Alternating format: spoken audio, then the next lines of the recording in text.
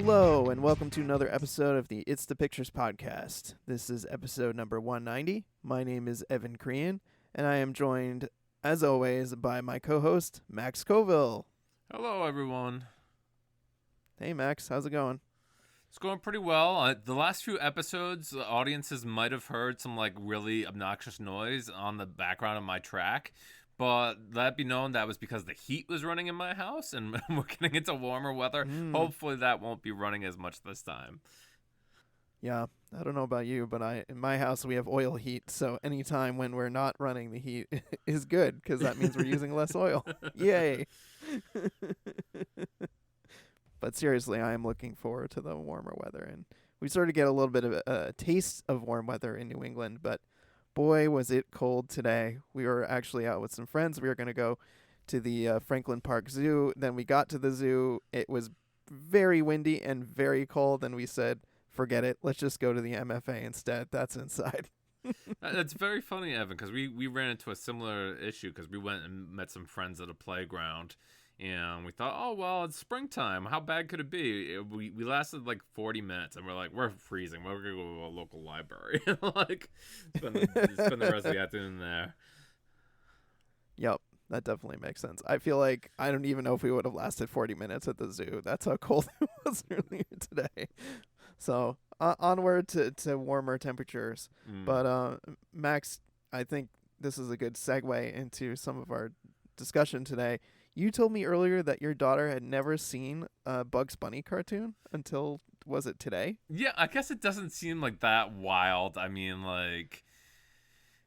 you have to imagine Bugs Bunny is not very beloved by its home Warner Brothers anymore. So there's not a lot of opportunities to see these cartoons. But yeah, now you can hear the heater if you hear the background. But I thought to myself, I hadn't even shown her. And she watches the show on Netflix. It's called, Grizzy and the Lemmings. And this show is, totally... It exists because the Roadrunner cartoons exist. It's the same idea, the bear is trying to get the lemmings all the time. So I was like, if she can handle this kind of, sort of quasi-violence, she could handle...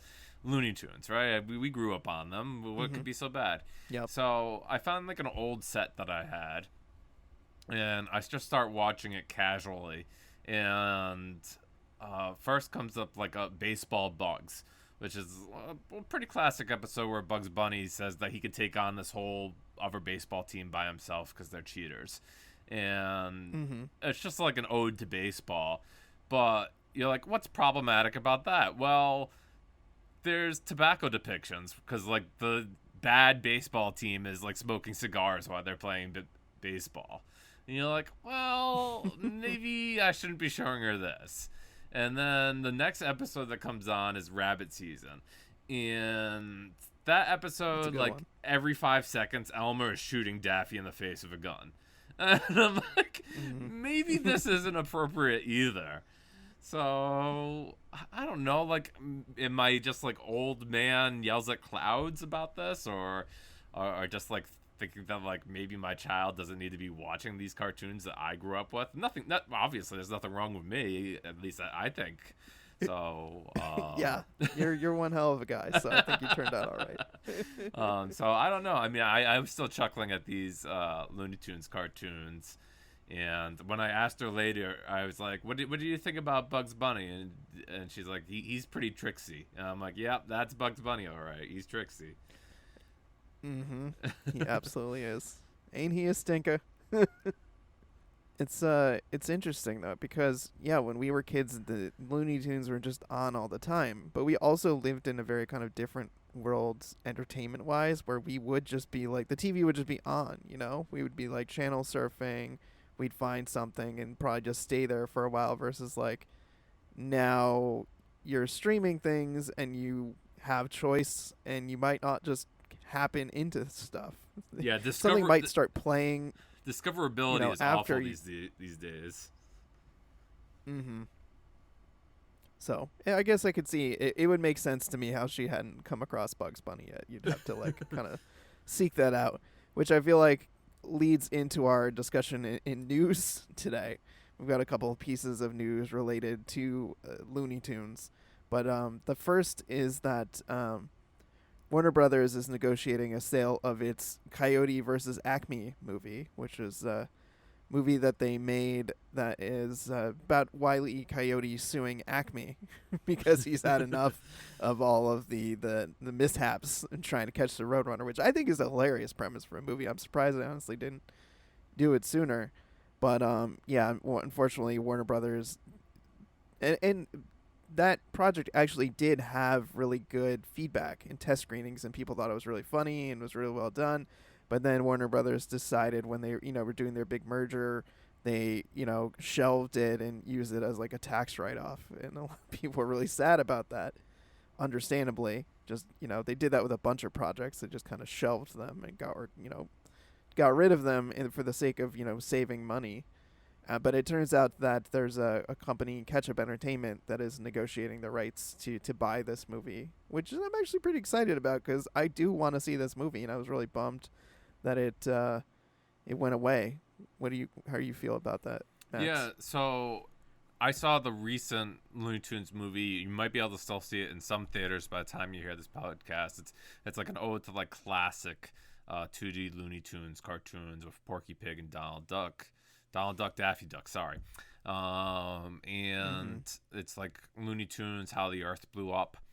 And Ketchup Entertainment actually released that title from Warner Brothers.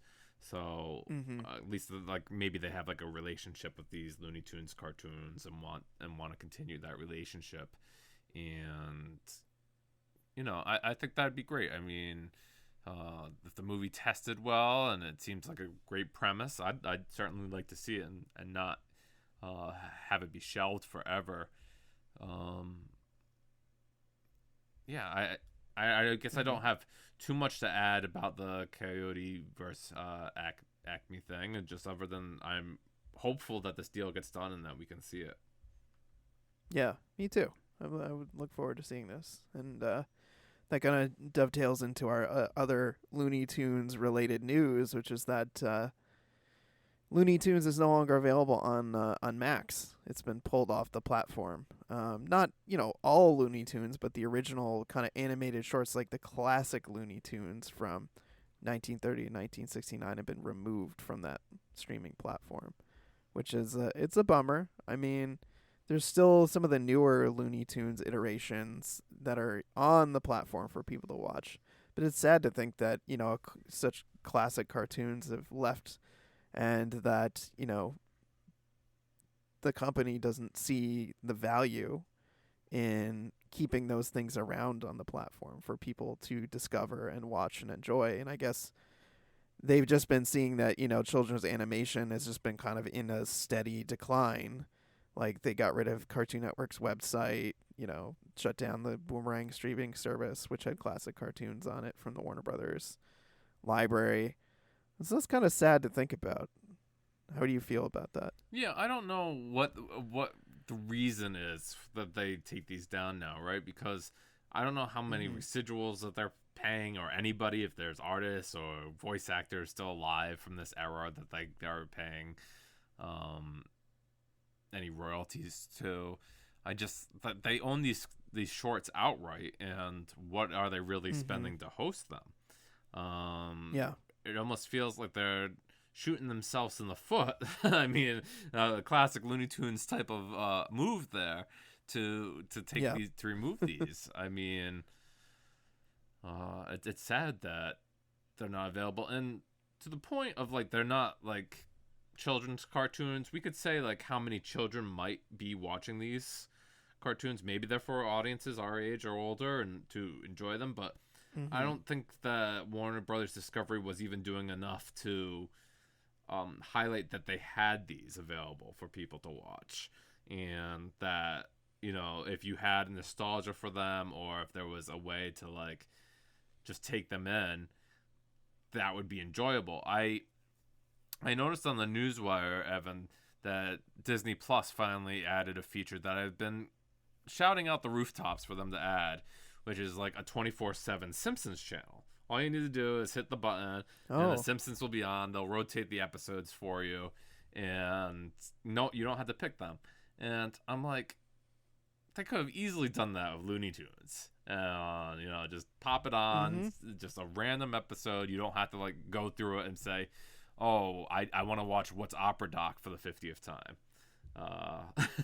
You might watch a short that you're not familiar with. Mm-hmm. Similar to how Cartoon Network used to do. I mean, I saw a lot of these shorts from Cartoon Network throughout the eras. I remember there was like one time Cartoon Network had a greatest cartoons of all time list.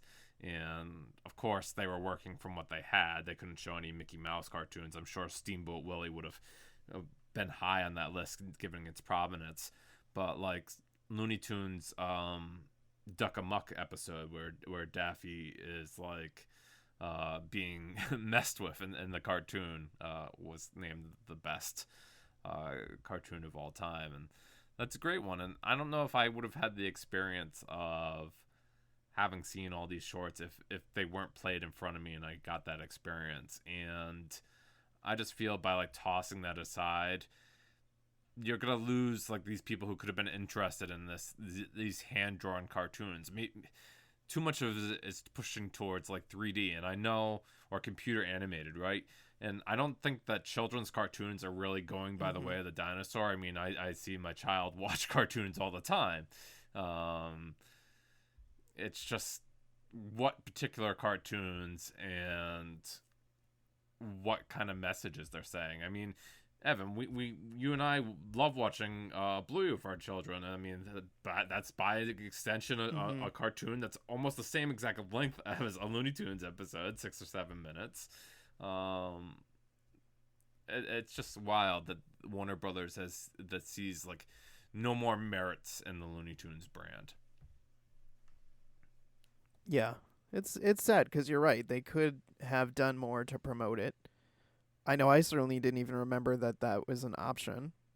Not saying that I would have run to watch Looney Tunes, but it would have been nice to know that that was an option. And like you said, a channel where you can basically just turn it on and just catch random episodes, I think also would be really fun because that's how we consumed it growing up. I remember Nickelodeon was broadcasting them for a very long time, and that's how I ended up watching a lot of the Looney Tunes. It's just they were on Nickelodeon, so I watched some of those. Anyway, um, maybe we should move on to another news story before we jump into our main topic. Sure. The latest, the other thing in the news that we wanted to talk about was that there was a movie adaptation of the video game Split Fiction, the co-op game from the same developers, It Takes Two. Now, I'm not familiar with Split Fiction, but I have played It Takes Two, which is quite a bit of fun. So, tell me, Max, do you know Split Fiction, and what do you think about this news? Well, it's gotten great reviews. It came out maybe 2 weeks ago, and it's a similar co-op game to It Takes Two. I guess the developer Hazelight is really known for their co-op games, and Mm-hmm. I guess the idea of this particular game is that the two characters that you and someone else are controlling are these two female writers who go to this kind of gathering to have their stories adapted or taken in by like a computer or something and sold, and they take it as an opportunity. And what happens Mm-hmm. is like when they're like trying to like get their information or get their what their background is, they get like combined in a space. Hmm. And so one of the women is really into fantasy and the other woman's really into science fiction. So while you're playing the game, you're alternating between fantasy and science fiction stages. And I could see where that is an exciting premise for a movie. And I don't know. I guess I'm an avid video game player. I'd love to play it. I mentioned it to my wife, and she's still on the fence because like she remembered it playing It Takes Two and just being a little frustrated by that. But um, maybe It's it's not an easy game, I'll yeah. say. It Takes Two. It's fun. It can be a lot of fun, but it can be very hard in places. Yeah, so we'll see. I mean, I've heard that like it's not for like maybe adults to play with children just because of the language. I've heard there's like a lot of swears in it, if that's a concern for people. Mm-hmm. But otherwise, it's a co-op game that I'd probably like to play with my spouse. Cool. So it'll be interesting to see that adaptation. I did see this article say that there's also an It Takes Two film Oh, that's in motion. So that's cool. I'll yeah, be interested to see that when that it comes out. that storyline, right, was about these two parents who are getting a divorce, and Yeah, it's two parents that are fighting, and their daughter makes like a wish basically that she wishes they could get along, and they turn into dolls that are like that are running around together, and they have to work together to get back to their daughter to make her unwish them out of being dolls, and they have to learn to work through their issues while they're playing, because you're like these dolls and you're running around all these environments where like in a house where you're like a tiny little person and everything is giant, so like you're fighting like cats and vacuum bugs and all kinds of cleaners. things that are giant. Yeah, vacuum cleaners.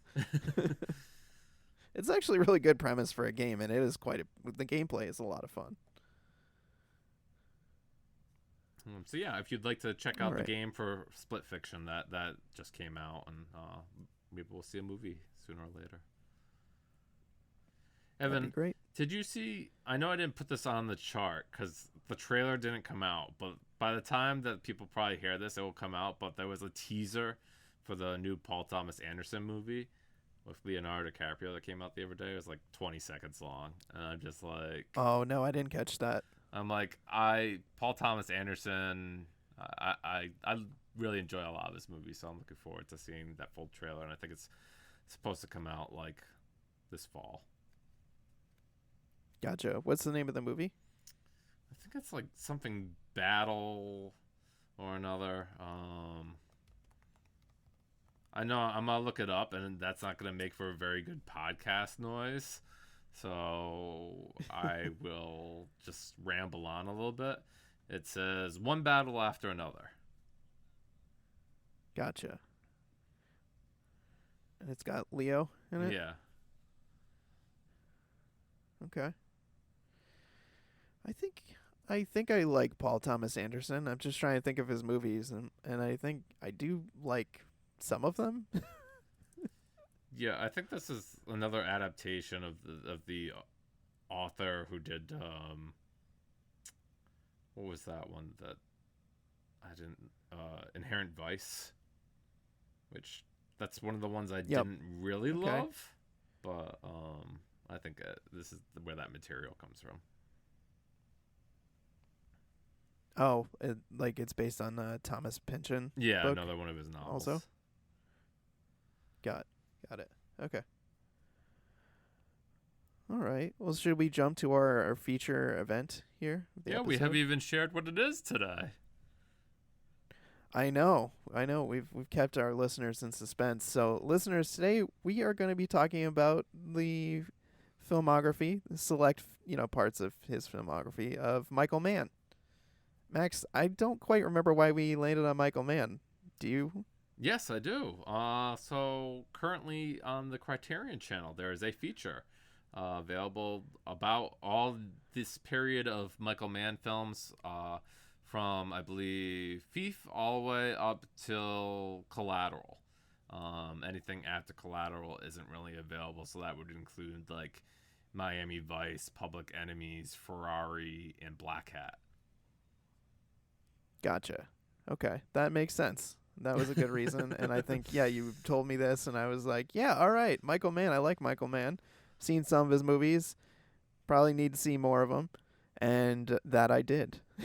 So, I guess we're gonna start with Thief, the 1981 film, written and directed by Michael Mann, co-written by Frank Hoheimer. I hope I'm saying that correctly. That stars James Caan and Willie Nelson of all people, isn't it? Jim Belushi, Tuesday Weld, Robert Prosky in a very un-Robert Prosky kind of role. He's very like evil in this. I'm not used to seeing him play so evil. He's normally like good-natured, and I wouldn't say a blink and you'll miss it Dennis Farina, but he's at the very end as one of Robert Prosky's like henchmen. So that was a surprise.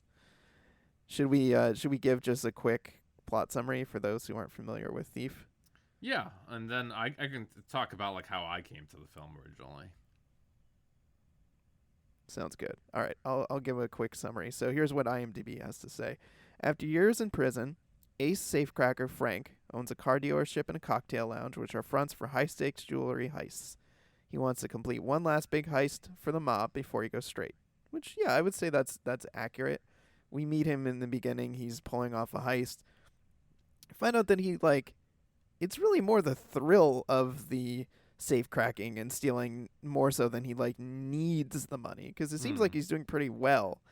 But then, the mob kind of catches on to him, finds out. I think they try to steal some money from him, and he confronts them and is like, give me back my money. And they're like, okay, fine, but you should work for us. Let's make a deal. And he's like, I'll do like 1 or 2 jobs for you. And then, of course, when it comes to the mob, you're not just going to do 1 or 2 jobs for them. Come on. And, he gets in way over his head. And then the mob is onto him. The cops are onto him. And he's got to dig himself out a real deep hole by the end of the movie there. Yeah, I think so. Yeah, Max, how did you come to this one? And I haven't seen it for a little bit because I saw it on Blu-ray. The Criterion Collection just recently released a 4K of that Blu-ray.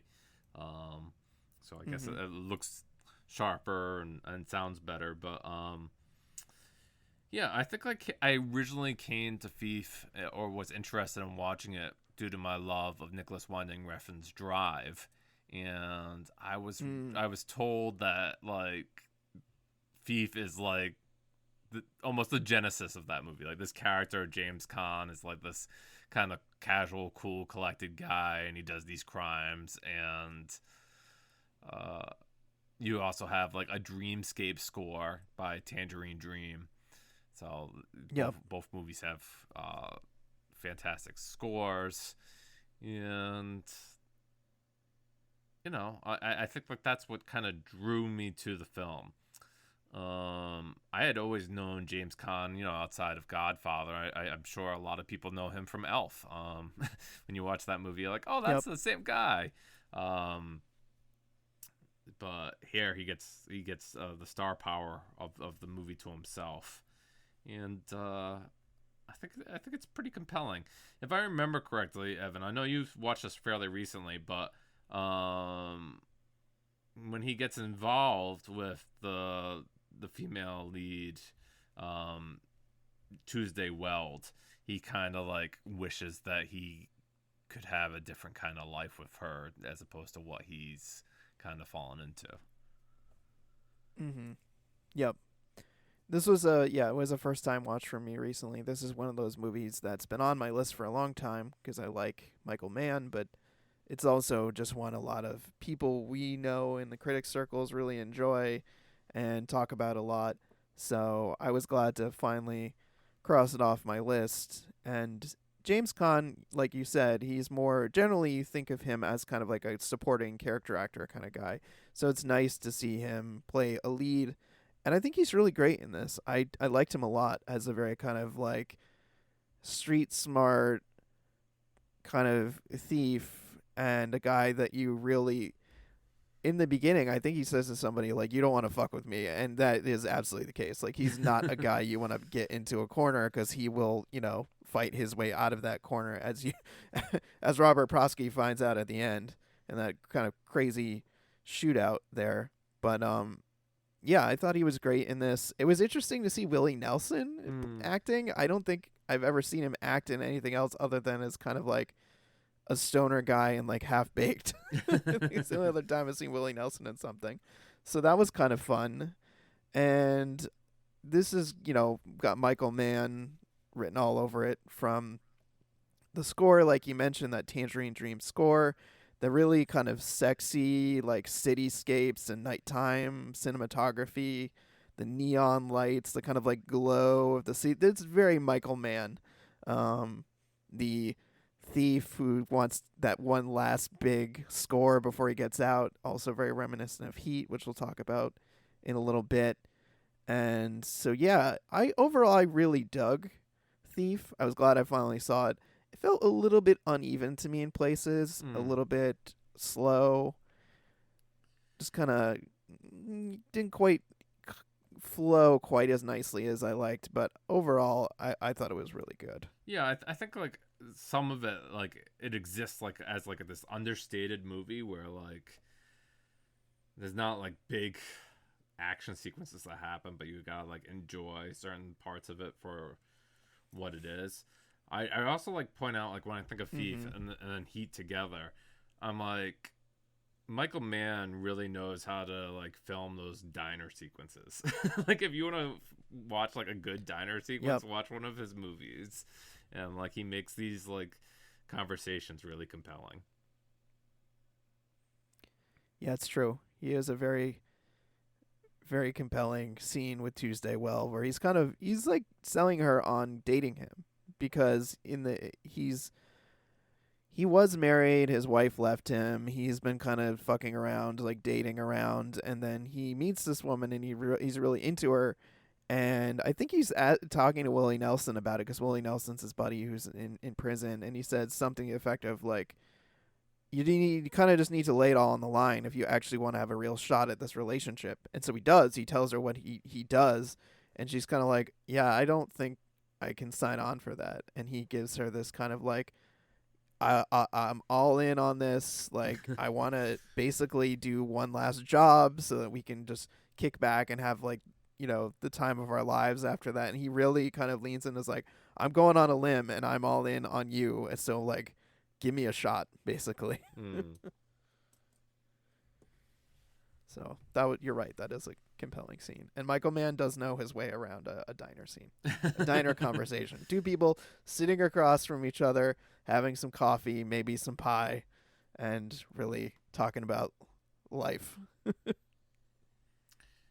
So one of the movies that we're not gonna talk about, which was the next one I think in his filmography, Evan, was the Manhunter, which I've heard that is like the first adaptation of like the Red Dragon story that would end up being Silence of the Lambs, and by extension another Red Dragon movie. I think it was just like Hannibal later. Right, there was Silence of the Lambs, Hannibal, and then they did do a Red Dragon with Edward Norton, I think was in that one. But yeah, and I think Anthony Hopkins was in that briefly, or he played Hannibal Lecter in that too. Yeah, he did. Right, and so like it's funny. Like I was showing Shannon, my spouse, some clips. Well, we also passed The Keep, but The Keep is not available on Criterion, and he kind of disowns that movie. But so let's see, who was I thinking of? Who plays Hannibal in this? I think it's the dad from Succession. Brian Cox. Yeah, Brian Cox plays Hannibal Lecter, and I'm just like, oh, it's just weird seeing, for me, seeing other people play Hannibal Lecter outside of Anthony Hopkins, but I don't know. It's true.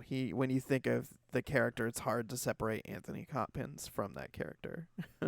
But that is one that I would probably like to see. Again, that's available on the Criterion channel for now. But one that I have been on my radar for a long time, Evan, was The Last of the Mohicans. And I think tell me about that one. I haven't seen it. I think years ago I had bought like an Alien quadrilogy box set on DVD or Blu-ray, and like The Last of the Mohicans was like a freebie. for what reason I have no idea, because those movies are not like tangentially related in any way, shape, or form. Right. But yeah, this is Daniel Day-Lewis working with Michael Mann. A war between the French and the Indians, I want to say, and like the English were kind of like caught up in between it. Yeah, it says here 3 Mohican trappers agree to protect the daughters of a British colonel in the midst of the French and Indian War. Okay. So, Yeah. these daughters kind of like are with the British Army, and they get attacked by this like Indian tribe that wants revenge, and the daughters are luckily run into Daniel Day-Lewis. Uh, he's like he's considered the white son of this Mohegan tribe leader and his other son, and so the three of them try to protect these women and get them to safety at a British camp. Once there, of course, Daniel Day-Lewis does not get a lot of credit for saving them, and they kind of get shunned upon. But meanwhile, Daniel Day-Lewis's character Hawkeye is also kind of falling in love, and vice versa with one of the women he was tasked with protecting, the British colonel daughter Cora, played by Madeline Stowe. Mm-hmm. And there's a few set pieces in this, and arguably, like, I think the last 20 minutes is like fantastic. It's like one thing after another, and it's so compelling. Like how the last last beat of this movie. But I think what I loved about it more than any of the action or anything else was just like the chemistry between Daniel Day-Lewis and Madeline Stowe. It was like a romance that I could kind of believe. So often when I watch these movies, I think like these characters aren't really passionate, and yeah, I could totally buy into their romance and her like getting carried away by this guy of the wilderness, if you will. Mm-hmm. Yeah, I think like it was set up to be like this huge epic. It was nominated for like a bunch of Oscars. It won one. I don't know. When I watched it, I was like, I don't know about its like reputation, like how it is today, but I was like, I really enjoyed Mm-hmm. this. Well, that's good. Yeah, I was But you like, said it really shined in the last 20 minutes. yeah, It's like really strong in the last 20. yeah. It leaves a good feeling at the end, and apparently there's like two or three different cuts of this movie, and uh, I think like the theatrical version is the one to watch. Because like it's almost like there's certain certain things that happen in the movie that make it like a Han shoots first idea, where it just like it makes the characters seem just that little bit different, and you don't necessarily, that doesn't benefit the movie. And I think like later in the movie where so the lead actress, the female lead, gets like captured by the enemy, and Mm-hmm. he's like, oh, I have to go like around in a big circle and secretly rescue you, because if I just stay here and get captured, we won't survive. But if I can like come around and like secretly rescue you, then maybe we have a chance. And so like they have like this like big theatrical song come on, like while he's running through the woods and over the mountains and everything with his brother and father. And I'm like, oh yeah, this is great. And it's like, it's too bad that they would cut that. But yeah, if you haven't seen this, it sounds like you haven't seen it, Evan. Yeah, I'd recommend it. Yeah, I don't watch a ton of period pieces. It's not normally my thing, but it does sound interesting, and it's a Daniel Day-Lewis performance that I haven't seen.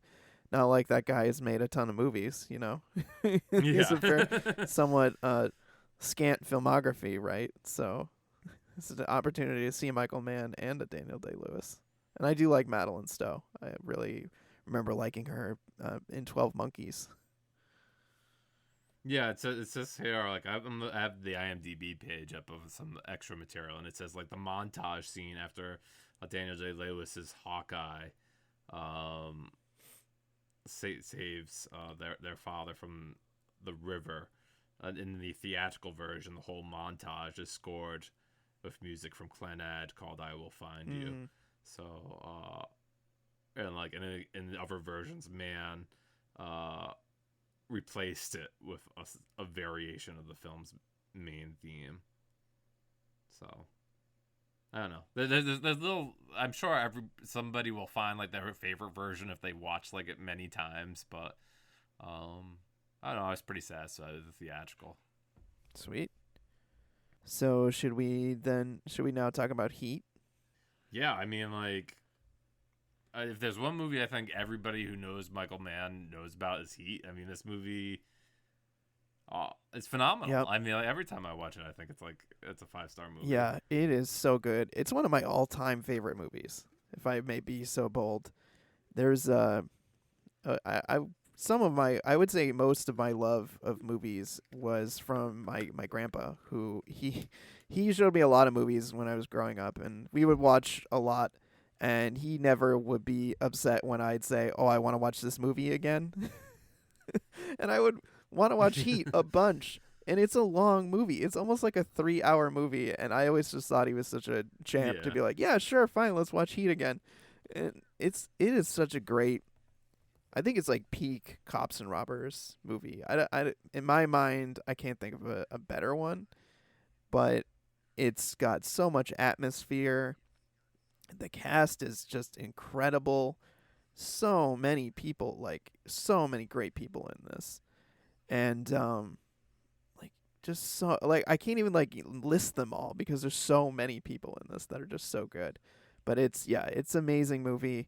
It's about a group of thieves that are led by Robert De Niro, and they're in LA. They're trying to pull off one last big heist, and they're being chased by, of course, Al Pacino. And this is also an epic movie for that reason. You have Pacino and De Niro, titans, squaring off against each other, and Pacino is on hot on the trail of De Niro, and De Niro knows. And as you mentioned, there's another amazing Michael Mann diner scene where they confront each other, where they sit and talk, and they have a conversation. Yeah, that's one of my favorite scenes in the whole Yeah, movie. it might be one of the best scenes in cinema. Period. You have Pacino and De Niro sitting across from each other, having coffee, and being like, "I'm gonna get you. You can try." It's just kind of this amazing moment between the two of them, and just kind of like, hey, maybe in a different world we'd be friends, but not now. You do what you do, I do what I do. Right. My job's to catch you or kill you. Yeah, I think you get to the point where that's like maybe the thesis of Heat is that like they kind of get to the point where they're like, how much different are we from each other? Mm-hmm. And Yeah. they're like, we're both like equally compelled and professional at what we do, and it also ruins our lives. Yep. To what end? Yeah, exactly. Yeah, De Niro's character Neil McCauley, he's kind of his motto as a thief has always been no attachments. He has an expression something like when you hear the heat coming around the corner, like you gotta take off. You don't stick around. And ultimately, his downfall is that he meets a woman who he does fall for, and he's like, okay, I got to do this one big score, and then I can walk away with her. And then he gets greedy. He tries to take out the guy in his crew who ratted on them, and then that leads to his downfall. And it's, oh my god, what a movie, what a cast. Yeah, we haven't said like Val Kilmer is in this. And, Yep. I watched a documentary on Val Kilmer. I think it's on Amazon Prime nowadays, but Mm-hmm. it was like apparently he was a perfectionist as well, and like very hard to work with. Yep. And so I don't know like how many movies he did. Obviously, he's in a lot of famous movies, from this to Top Gun to Tombstone to whatever. Mm-hmm. But yeah, it's another movie where like he's an actor that I feel like we didn't get too many performances, but this is a really good one of Kilmer as well. Totally, yeah, because like he's the guy who's got like a wife, Ashley Judd, and a kid, and he's also trying to get out. He's one of those kind of ne'er-do-well guys. Like you could tell that he wants to be a better father and a better man, but he just can't help himself. And yeah, Hmm. his story is pretty tragic in this, and the action set pieces in this. Oh my god, just the crazy Yeah, shootout that they end up in with the cops. It's that bank heist continues to be like I remember like when they released the movie either on DVD or Blu-ray, they would sample that for like surround sound systems, and they were just like, listen to the sound design on this sequence, and it's just like outrageous.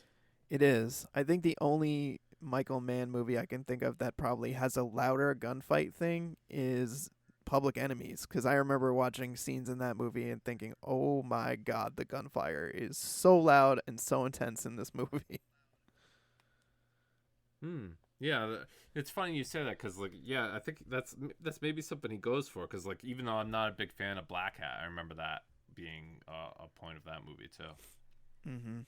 Yep. The man loves a good gunfight. He loves his cityscapes, his neon lights, his kind of his cops and robbers, people trying to one up each other, and he loves his gunfights.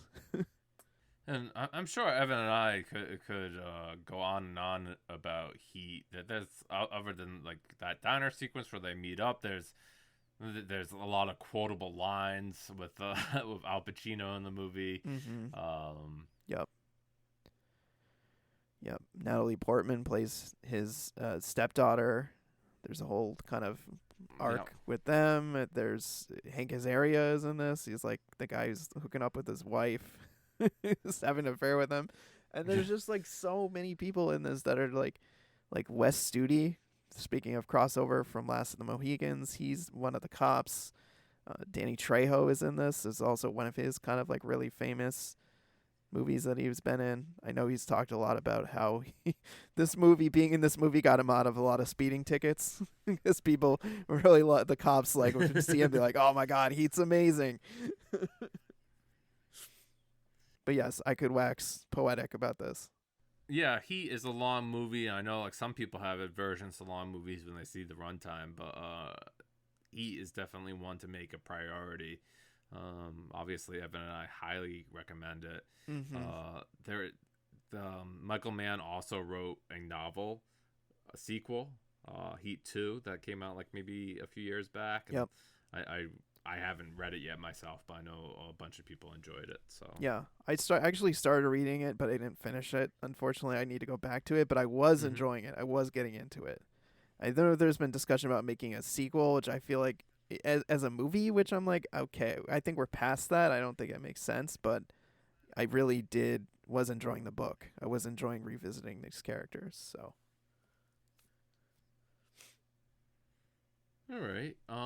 So I went on Blue Sky the other day, Evan, and I was like, I know there's directors who have made great films all in a row. I mean, like if you look at like Francis Ford Coppola, he did Godfather, The Conversation, Godfather 2, and then Apocalypse Now, which is like an uncanny yeah, four in a that's one row hell of a run. of of iconic films. But after doing Last of the Mohicans and Heat, uh, Michael Mann went on to do The Insider, which is another phenomenal film. Yeah, it's also Al Pacino. It's got Russell Crowe, Christopher Plummer, and a few other Philip Baker Hall, one of the supporting roles. And yeah, it's about Russell Crowe plays a guy who works for Big Tobacco, and he's fired from his job. And Al Pacino is a journalist working in 60 Minutes with Mike Wallace, who's played by Christopher Plummer. And he initially approaches Russell Crowe about like consulting on some work, but then it just ends up kind of going deeper. And the tobacco company that Russell Crowe used to work for is threatening him after they made him sign an NDA. They're trying to make him up his NDA so he can. And he's like, I don't know. You're threatening me. You're threatening my family. He's got like a daughter with severe asthma that he has to worry about paying medical bills.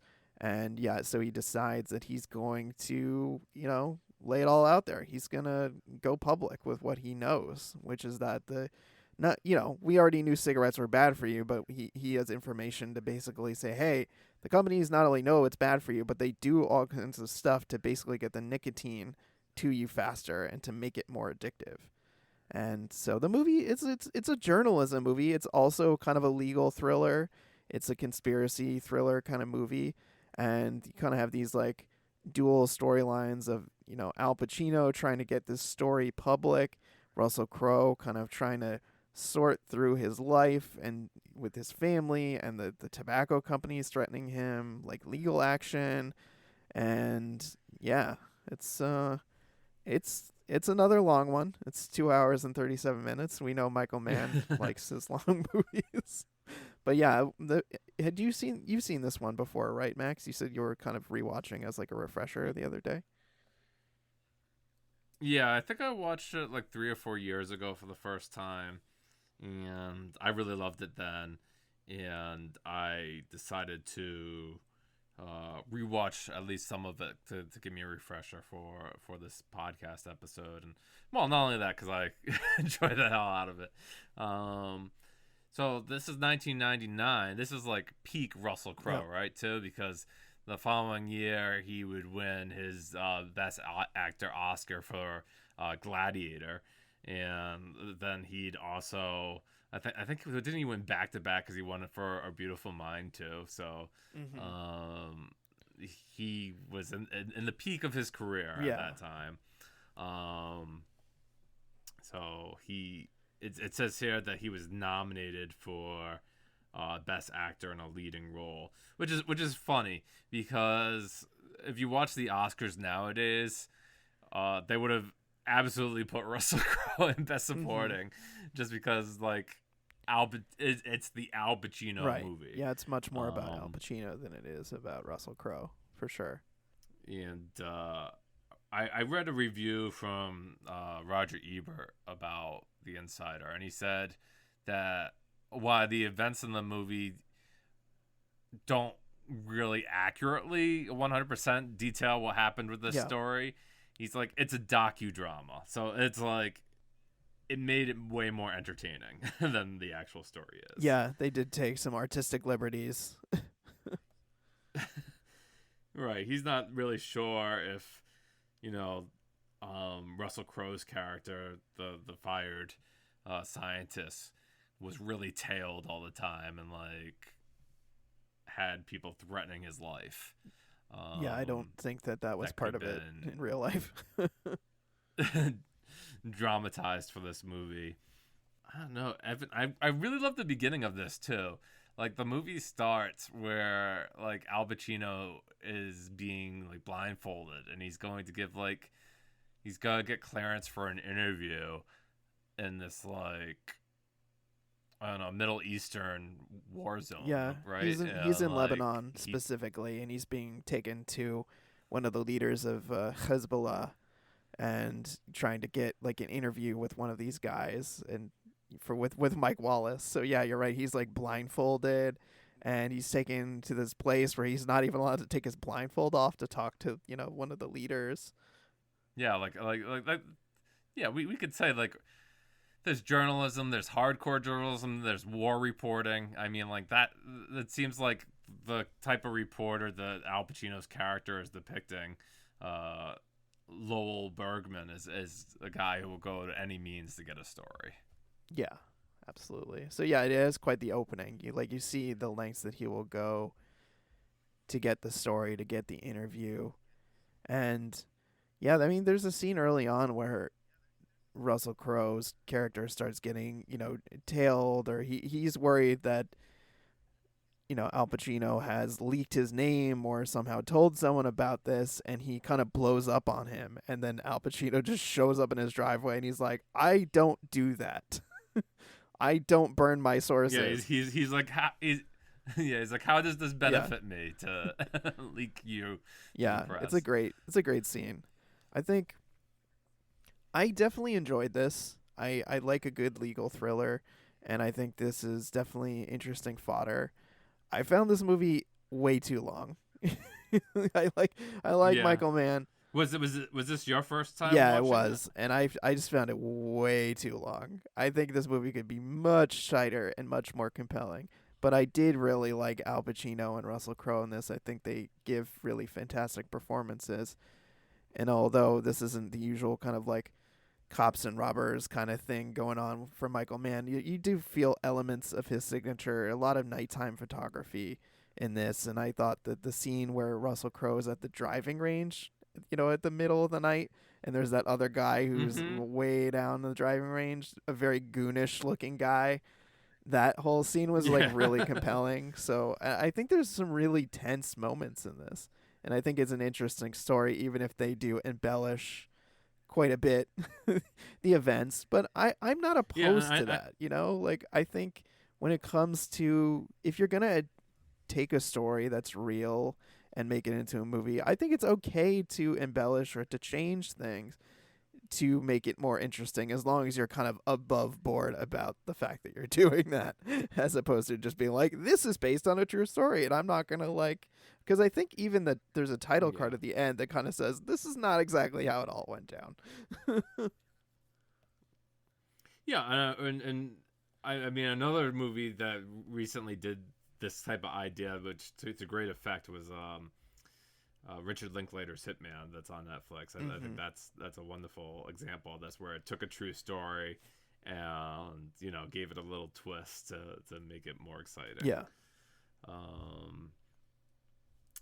But yeah, with the Insider, isn't it like so on my rewatch, I think I made it like almost like an hour into it, and I remember like one of the big controversies about later in the film is really what happens in the newsroom, and 60 Minutes is like, we can't air this story because we'll get sued into oblivion. Yep.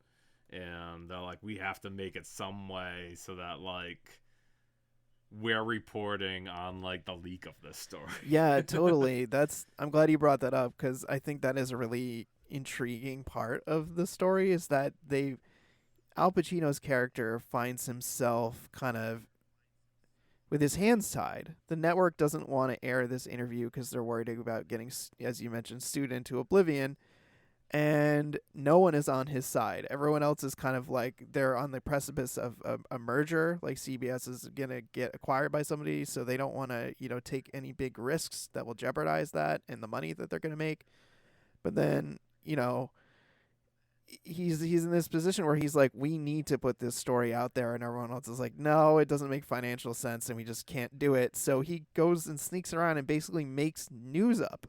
Not makes it up like fake news, but he generates news about the fact that CBS is not going to air this interview by going to other outlets and basically getting them to report on the story. Oh, CBS has this big thing that they could be airing, but they're not. Why aren't they airing it? And then that is really interesting part of the movie and journalism, is like, what do you do when your hands are tied and you can't air a story? Oh, you go to other places and get them to to surface this, so that you're compelling the network to do it, or to give the scoop to someone else who is willing to put it out there. So I'm glad you brought that up, Max.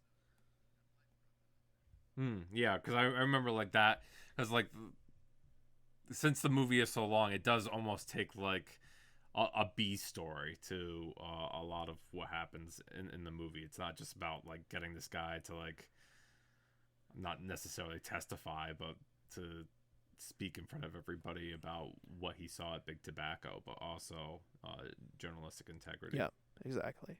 So I think it held my attention, and I found it really interesting, and the performance is really compelling. I just wish it was shorter. That's really my main complaint about it. All right. Well, let's jump into our last movie, which is Collateral, which is one I've seen a very long time ago. So it is very much not fresh in my mind, and I was hoping, Max, maybe you could refresh me. I know there's a cab driver and a hitman, and I know that Tom Cruise has said hitman and Jamie Foxx has said cab driver, and it's one of those like One Crazy Night kind of movies, right, where he's stuck carting this hitman around. Yeah, you're very close. Before I start with the summary of Collateral, we skipped Ali. I've never seen Will Smith's Ali, and had you ever seen it? No, or? that's not one that I caught. Okay, so yeah, we skipped the Ali movie with Will Smith, but with Collateral, I really enjoyed this movie. I don't know if it was necessarily my first Michael Mann movie. It might have been before Heat, just because by the time it came out, I was probably the appropriate age to see a Michael Mann movie as opposed to when Heat came out. Um, but yeah, this stars Jamie Foxx. He's a cab driver, and he's kind of like wishing that he had, he thinks that he's gonna buy his own like taxi cab company one day, and like or go like on vacation somewhere, and he has big dreams, and he's doing his fares for the night. He runs into one fare with this young lady, and they kind of hit it off, and he drops her off, and she like gives him her card, like maybe they'll go on a date sometime. Awesome. And he goes up to the airport and he picks up a fare for, which is Tom Cruise, and Tom Cruise is he kind of like puts on like white hairspray for this movie to look like the like a silver fox, like here I am. And he explains to Jamie Foxx's character that he has an appointment to go to, and he's like, oh, I just need you to park here, I'll make it worth your while, I'll give you a lot of money. And he's like, I don't normally do this, and like I have to leave. He's like, no, just stay here. And all of a sudden a body falls on top of his taxi cab. And come to find out that, like as you said, Tom Cruise has been hired as like an assassin, and he's coming into a town to take out I think 5 or 6 people who could possibly testify against the person who's hired him. Mm-hmm. And he like kind of manipulates Jamie Foxx to take him different places, because he's like, oh, you're accessory or I'm gonna kill you. They go to like a jazz club, and they this guy plays like terrific jazz for them, and he's like, oh, I really love this. And then Tom Cruise is like, I'm gonna shoot you in the face now. And that's that.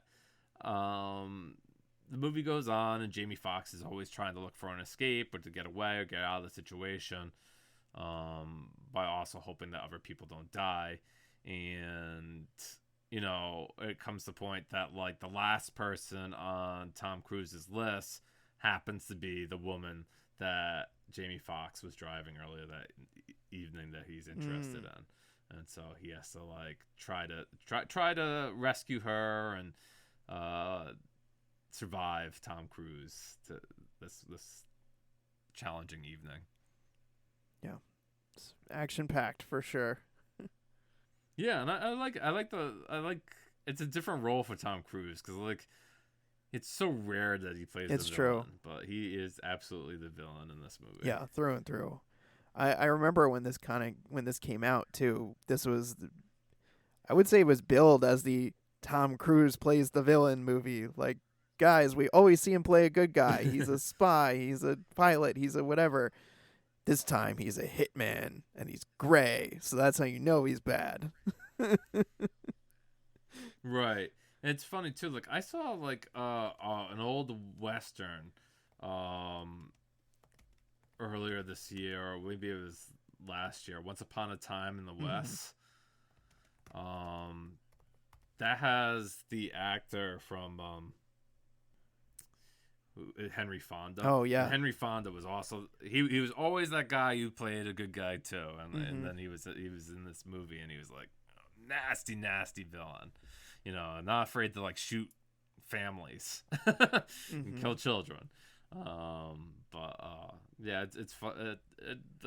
I wouldn't say half, but a lot of the enjoyment from Collateral comes from seeing Cruise in this devilish role, and a lot of it is this two-hander between Fox and Cruise and their interactions, because while they certainly talk to a lot of different people, it's really them in the cab kind of going at it.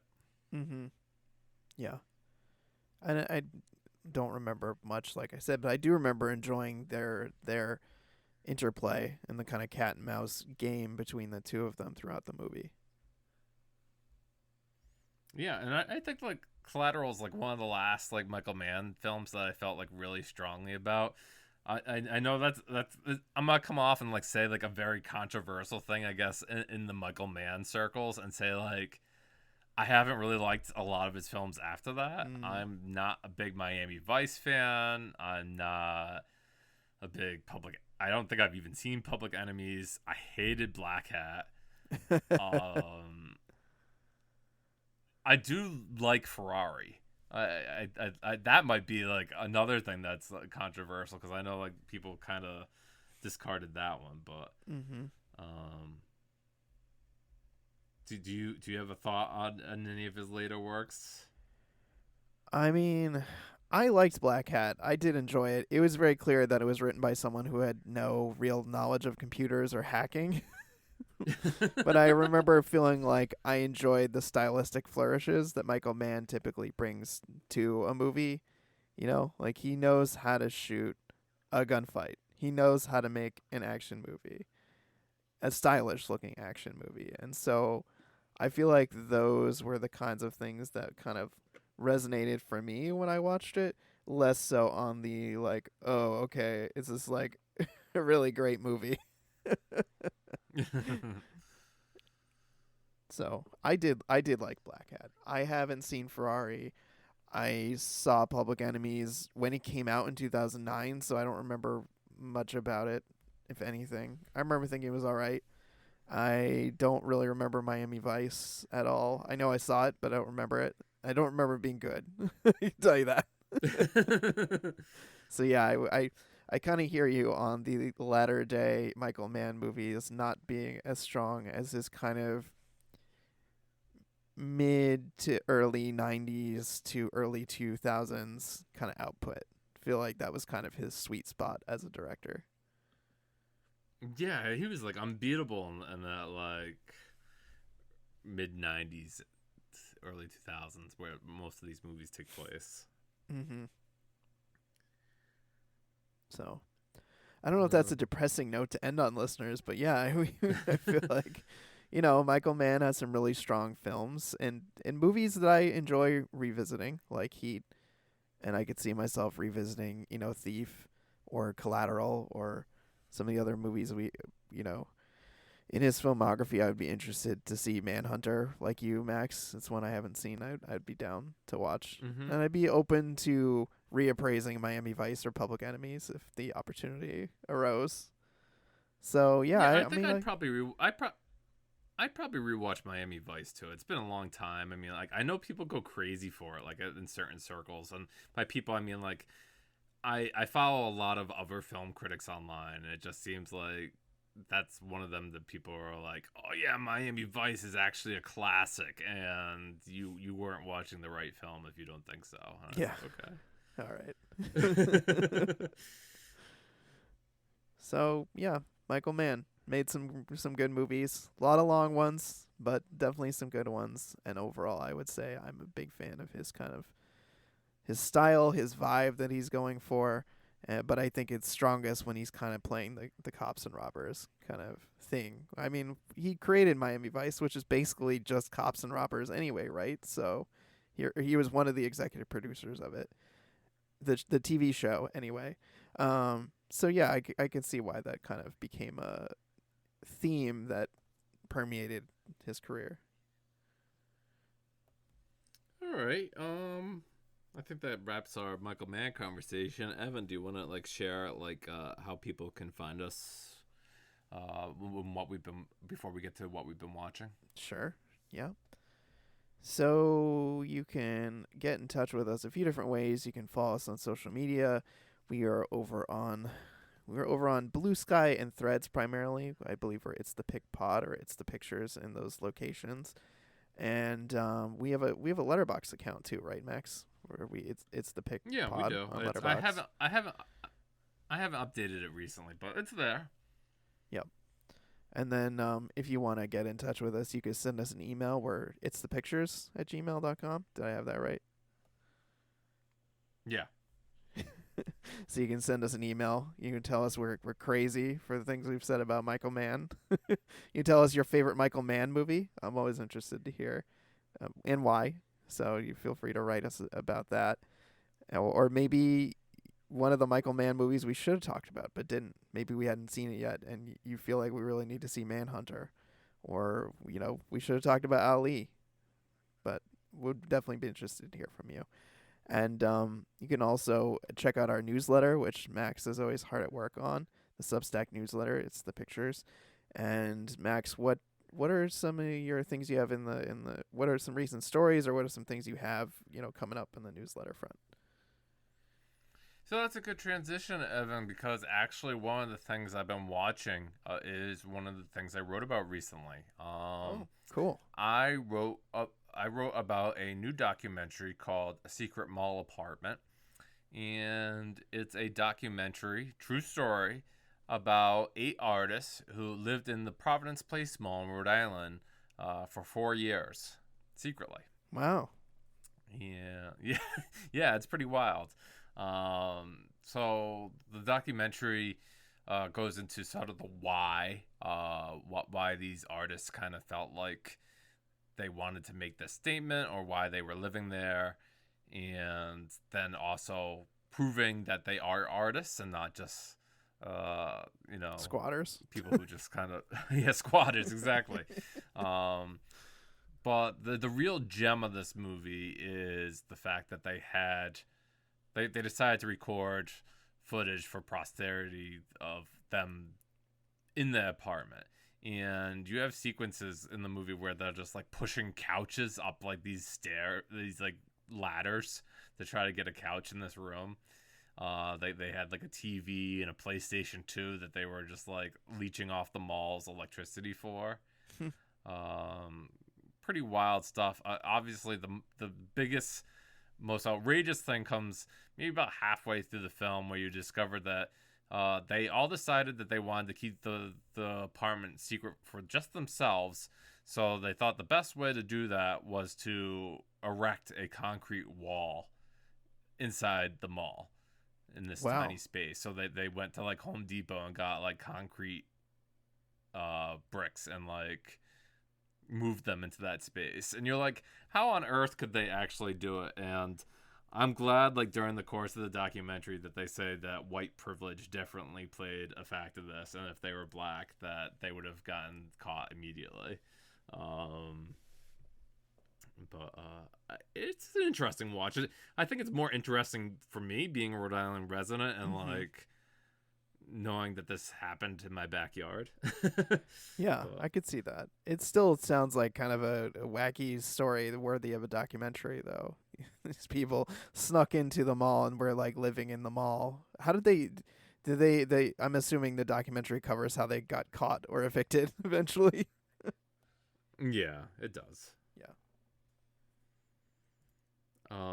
But Evan, before we go further into what we've been watching, I want to bring back another new favorite for us, which is the Guess the Movie game. Ooh, okay. And this one's going to be very easy. This could be easy because I had it in my head, and I think you'll get it pretty quickly. Okay. So it won't take too long.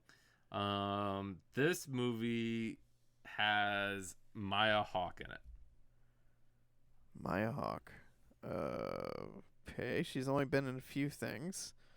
Was it that there's that Netflix movie she was in where it was like the teenagers do revenge? Is that it? No. This movie was made in the last 15 years. Okay. It also has Sydney Sweeney in it. Okay, Sydney Sweeney, Maya Hawke. Is it that also has... is Glenn Powell in it too? Nope. Okay. Glenn Powell's not in it. It also has Mikey Madison in it. Huh. Okay. Why am I not thinking of movies that these people are in together? All right, give me more. This has Al Pacino in it. Al Pacino. Sydney Austin Sweeney. Butler. Austin Butler. Oh boy. But the top 3 that were in the movie were Leonardo DiCaprio, Brad Pitt, and Margot Robbie. Oh, was this Once Upon a Time in Hollywood? Yes, it was. Oh my god, it took me way too long to get. I think I've seen that movie once. I forgot that all of these people were in that movie. This is embarrassing. Recently with Mikey Madison winning, they were like just like thinking about all the careers that were like kind of like started from like these the small sequence of like them as like Charles Manson's children, and Hmm. like they're like, oh, you got like Oscar winners and like future stars, and I think like Sean Baker recently said that if it wasn't for Quentin Tarantino casting Mikey Madison in this movie, that she would have never been cast as Honora, because that's when he saw her. And in this movie, she gets like mauled by a dog and flame floored by Leonardo DiCaprio in a pool. Yep. So Set on fire. Well, wish I got that sooner, but I'm glad that I did. yeah, let's face it, I made it a little bit harder than like if I just said, "Oh, it's directed by Quentin Tarantino," Well, yeah, and that's then a giveaway. You can't do that. like, Well, I'm enjoying this game. Let's keep it going. okay, so yeah, we should do what you've been watching. Okay. Well, I know we kind of have a thing that we both want to talk about together, so I won't spend a ton of time on it, but I will say that I did check out another movie from my most anticipated list from earlier this year, which was Novacaine with Jack Quaid and Amber Midthunder. And I know I've kind of had some mixed luck on the movies that were on my list here, and I am thrilled to report that Novocaine was so much fun, and it was everything Oh, that I good. wanted it to be. It's really funny. It's really good action. Jack Quaid is excellent in it. He managed to toe this great line between very like nerdy but also very charming, and also very capable in the action scenes, but also managing to look like someone who's not like a trained person who can fight people, just someone who can't feel pain. And I had so much fun with Novocaine. I was so glad that I saw it, and it definitely right now is one of my favorite movies from this year. So definitely check out Novocaine. Oh, good. I'm glad. Like I thought like the premise would be like, oh, you'd enjoy it for like 20 minutes, and then it would kind of get like long in the teeth, and like nothing would like really continue from there. But I'm glad to hear that it was enjoyable. Yeah, yeah. It moves. It's got great set pieces, and it's yeah, definitely check it out. But that's only one thing. I know we wanted to talk about a certain TV show which recently wrapped its second season. Yeah, we'll get there in 1 second. I went to New York, Evan, and I saw the play, the new revival of Glengarry Glen Ross, and that stars Bill Burr, Bob Odenkirk, and Kieran Culkin in the leads, and that's great considering the actual movie version of Glengarry Glen Ross came out in the '90s, and that itself had like I don't know, Jack Lemmon and Al Pacino in it, right? And Mm-hmm. I think like Alec Baldwin. Alec Baldwin and Kevin Spacey at the time. So that movie was stacked, and I'm happy to report like I had a really fun time with it. I thankfully it had been a long time since I'd seen the movie, so I wasn't like ready for like any big twists. Um, it pretty both the movie and this play kind of adhere to a very same script because they're both based on like the same play. What's different about this adaptation compared to the movie is that it doesn't have that big opening prologue where like coffee is for closers and like Alec Baldwin going crazy. That was pretty much saved for the movie, but yeah, I enjoyed myself. It was a fun trip to New York. Evan, I when I was leaving, I got something from the gift shop, or like the stand, like how these places sell stuff. Mm-hmm. And one of the items was this like red coffee cup that said "Coffee is for closers," Nice. and I was like, I have to get this. And I'm like, I'm like, you probably sell a lot of these to the guy, and he's like, yeah, most of it is coffee mugs. Yep. I like brought home. I showed Shan. I'm like, coffee is the closest. She's like, that is fantastic. And I'm like, I know. So, yeah, I had a fun time. Yeah. Did you feel like the cast had good chemistry? Everybody was good in it? So I think it was like the fourth night that they did it in front of an audience, and I think like they're still working some stuff out. Like I think like Carrie Culkin's like his speech in the first act kind of needed some work on its delivery, because like the first act of the play is very much like it shows the three leads like kind of talking about their plans and the setup for everything, and then the second act is where everything comes together and it really sings. And um, Bill Burr, you know, he's a comedian. He just had a new Hulu comedy special. This isn't normally his realm, but I don't think I feel like he doesn't have too much to do in this. Whereas like Bob Odenkirk is fantastic, like he normally is, and it was fun. Like even afterwards, Evan, I was waiting in line for the cast and everything, and Bob Odenkirk signed my playbill, so I was like super excited. Did I also see when you were posting photos? Was Michael McKean? Is he in that play too, or was he Yes, just he's also around? in it. Yeah. No, Well, he's that's in got to it be too. fun seeing him with Bob Odenkirk. Yeah, Better Call Michael Saul McKean reunion. and Odenkirk. Oh, yeah, both of them signed my playbill, so that was Very cool. fun. So yeah, so Evan has been alluding to it. Just so you know, if you don't want to hear spoilers for Severance, which is what we're going to be talking about, goodbye. Hope you enjoyed the episode. But Evan and I are going to go into full season 2 spoilers for Severance as we talk about what we enjoyed about it.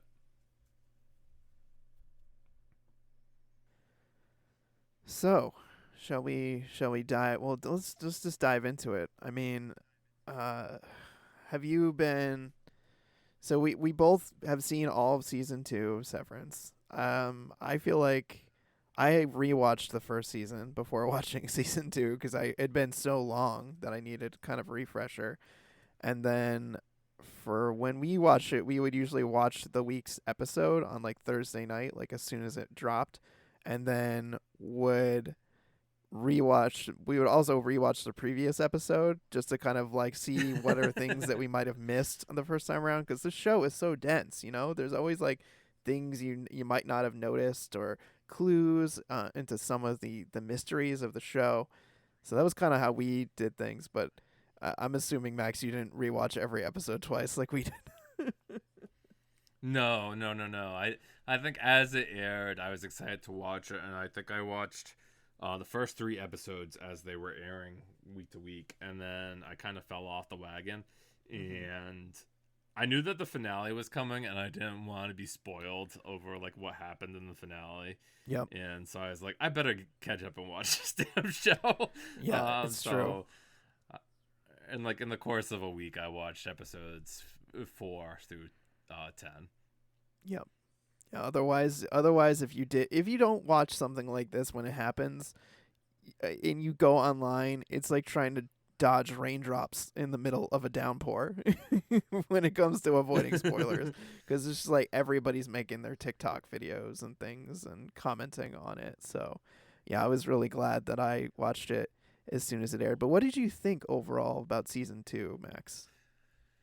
So, you know, I don't live in a cave, and I know like some people don't think it was as strong as season 1, and I think like that's difficult for any show that has such a fantastic like opening season. Like I think of other shows that have just like fallen off the wagon entirely after the first season, whether or not it was like, oh I forget, like the one that comes to mind for me easily is something like Heroes, right? Because like I really enjoyed the first season of that, and then Right. that whole show fell off the wagon after that. Mm-hmm. Yep.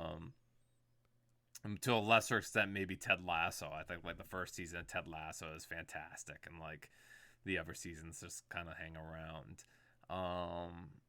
But like why it wasn't the first season because we knew that concept already. I still think like this was really compelling.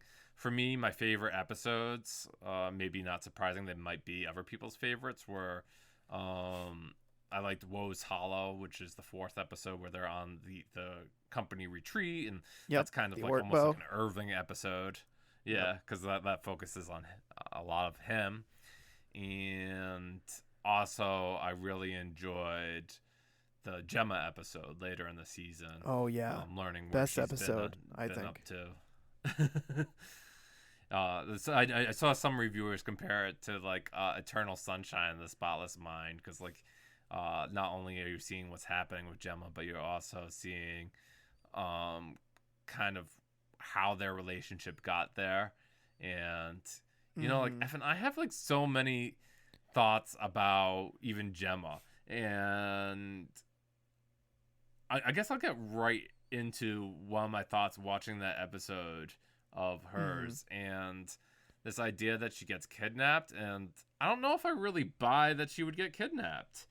I Yeah. almost buy that, like, Gemma in the scene of the episode 7, is like she's been so broken down about trying to conceive and having troubles with conceiving, and her marriage is kind of like almost in tatters because of that issue, that like maybe they convinced her to like go with them, and like because like her marriage was so poor, and like they could offer her something better, or the promise of like a magical pregnancy at the end of it. I just, I didn't think like she needed to be kidnapped in order to get to that place, and maybe like we'll find that out in season 3.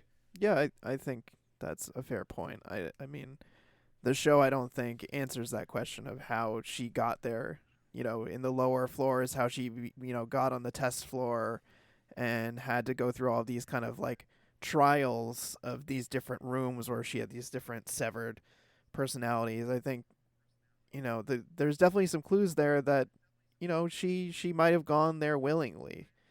Like you said, there could have been different things that she was promised to be as part of that. And, she's, doing the paperwork and doing those exercises after visiting the fertility clinic, which seems like how they found her and kind of latched onto her. And yeah, I know there's that scene where, Adam Scott is kind of scoffing at her doing those exercises and feeling like, well, why are you even doing that? It sounds stupid. But that is, I think, the best episode of the season, episode 7, Chikai Bardo, which kind of gives you all of the backstory of like how Mark and Gemma met, their romance, their marriage, what happened with her miscarriage, and how everything kind of crumbled in their relationship after that, leading up to what he thought was her death. And they don't explain exactly what happened there with the quote unquote car accident. If she, Right. how she would have survived that, or if they used like someone else's body, or what the deal was with that. So that will be interesting, I think, to find out. But yeah, I There, there, respect. there, there was a there was a third man, Evan. Yeah. I make that joke because I just watched the 4K of the Third Man, and that's a whole plot of that movie where like they think Orson Welles is dead because he's in a car accident, but lo and behold, he survived. Yep. Yep. I think there are just a lot of amazing episodes, a lot of amazing performances in this season. I really love that we got episodes like episode 7, which really delve into the characters' backstories and start to answer a lot of these questions about what is going on, why Severance exists, what are people doing at this company.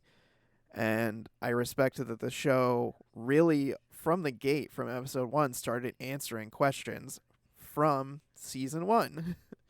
And I was glad that we weren't watching like a Lost where they just continue to just raise more questions and not answer anything or hide the ball or play tricks on the viewer. I respect that the show there's still plenty of questions to be answered in season 3, but I like that we're starting to unravel some of these threads and to understand more about what's going on.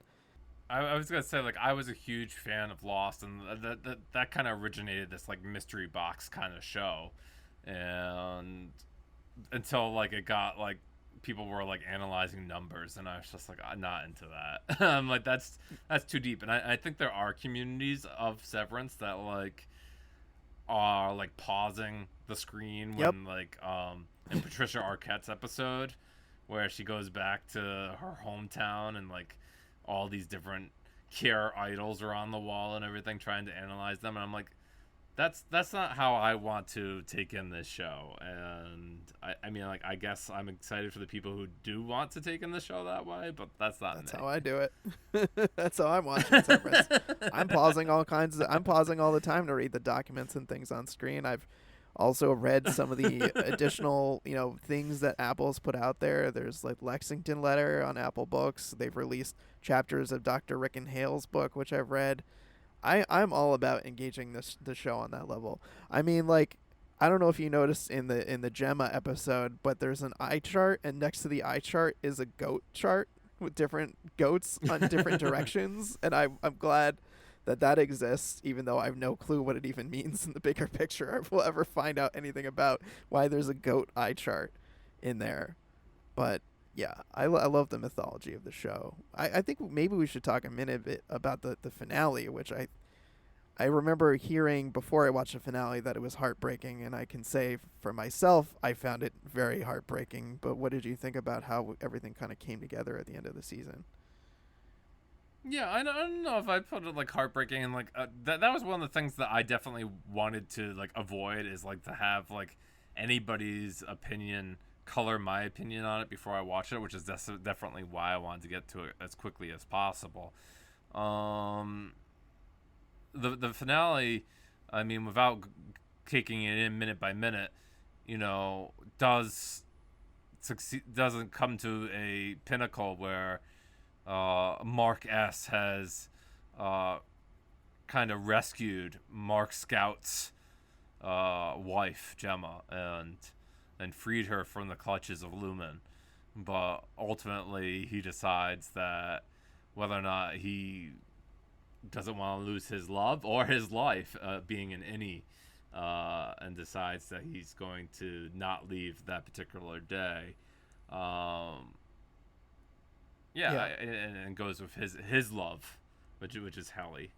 right. Yeah, he chooses Helly over Gemma and leaves Gemma kind of banging on the door in that stairwell where she could escape, but he hasn't helped her fully escape. He would rather take however many more minutes or any amount of time he might get with Helly over helping Gemma finish escaping, which I think I thought that was heartbreaking.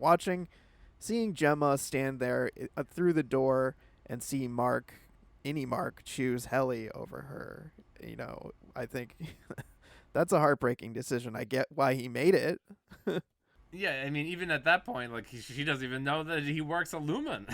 I mean, like, how is she and her husband? It's like, does she know that he's Severance or not? Probably not.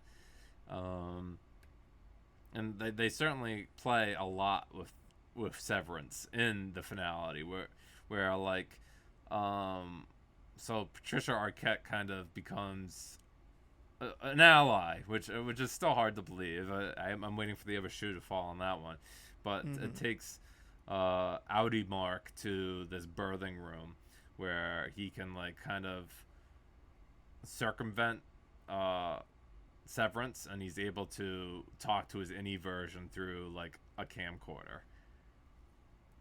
And I think that's like a really good bit of acting, right? Because obviously it was being recorded. He can do it on different takes. He didn't need to be in that groove that whole minute, but he's obviously trying to depict two different versions of himself with vastly different mannerisms and even mindset. I think like one of the big things about the season of Severance was the idea that the innies were almost in adolescence because they've been alive that much longer and like kind of flirted with these new feelings, as opposed to when they kind of woke up in the first season.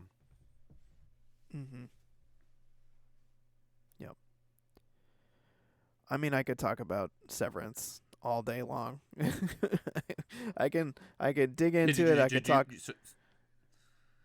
Go So ahead. did you find it very heartbreaking? I mean, you said it a little bit that you did, but overall, were you satisfied with the answers that they gave us? I know it was like an extra long episode. It was like an hour and 15 minutes. Yeah. We got to see like a new section of the Severance floor come in, the merriment department, which It's funny that Lumen has these this band on retainer for Yeah, the marching band. when yeah when they successfully finish their job. Yeah, can finish the macro data refinement on the Cold Harbor project. Yeah, that was amazing. I was very satisfied with this season. I was really happy with the arc. Ultimately, even though I found it heartbreaking at the end, I think we were always kind of hurtling towards this situation where Mark, Innie Mark, and Outie Mark were kind of going to be at odds, and there would be a choice that Innie Mark would have to make, whether he would choose himself and his own happiness, or do something for someone who he doesn't know and doesn't have an affinity for, and ultimately probably feels a lot of anger and resentment for putting him in this situation. So I think all that was very effective. I loved that episode 9 was called The After Hours, a reference to the Twilight Zone episode, The After Hours. And they actually reference it further when they're going into that birthing retreat. They actually reference that character from Twilight Zone in their kind of coded conversation with the person at the gate. That's a great one if you've never seen it, Max. I highly recommend it. It's about it's a department store, and I won't say anything more because I think it has a pretty great twist at the end. I don't know if I've seen that one. I do have the complete collection of Twilight Zone, the Rod Serling era on Blu-ray. So Yep. But yeah, I could talk about Severance all day, but I will kind of try to wrap up by saying I thought this season was very satisfying, and I don't understand when people are like, "Oh, nothing happened in that episode." Like, no, there definitely there definitely was things that happened. The story was advancing, the mythology was expanding. There's a lot of rich character moments in these episodes, and for the love of God, internet, Miss Huang is not Mark and Gemma's daughter. This is apparently a really stupid fan theory that's out there that has literally like no good basis or real like sense to it. So that's just another thing that's irksome. no, I think for me, like why I thought episode 4 was particularly strong is because like as much as like it's terrible that these four people are like in this situation working in this place and they've been that way, there's kind of like when all four of them are together it feels like home almost. And Yes. at the end of this season it's hard to imagine how we'll ever get those four characters back and MDR again working. I can't fathom how they would make that happen. But Yeah. Yeah, I know. It's just like we have Irving is gone to God knows where, and Dylan last we saw him was saying "fuck you, Mr. Milchick." So that was and he's had a whole marching band behind him, ready to take take on Milchick and the establishment. But who knows what the next season holds for these characters. I suspect, like season 2, it will pick up immediately after where season 3 will just pick up where season 2 left off, and I hope that it does because I'm really anxious to see what happens next. yeah, I like I don't even know like how Mark even stays there, right? Because it's just like why do they Yep. need him for now? Mm-hmm. Yeah. Now that we've completed Cold Harbor, what do we do? All right, Evan, you wanna get us out of here and Sure. Yeah. Well, so we talked about Michael Mann. We talked a lot about Severance. We talked about Looney Tunes. I would say it's been a really fun conversation, Max. And we hope you enjoyed all of our conversations, listeners. And we'll be seeing you very soon again with another episode. And yeah, we'll catch you on the flip side, listeners. all right, thanks everybody, bye.